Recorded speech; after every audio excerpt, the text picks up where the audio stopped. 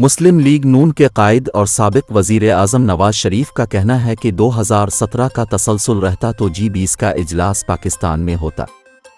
London में साबिक वज़ीर आज़म नवाज शरीफ ने हसन नवाज के दफ्तर आमद के मौके पर मीडिया से मुख्तसर गुफ्तगू की।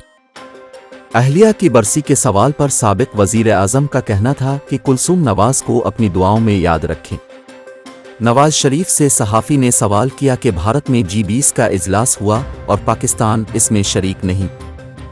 इस सवाल पर नवाज शरीफ का कहना था कि 2017 का तसलसल रहता तो G20 का ये इजलास पाकिस्तान में होता। साबिक वज़ीर आज़म का मज़ीद कहना था कि तसलसल रहता तो पाकिस्तान G20 में शामिल हो चुका होता होने वाला होता।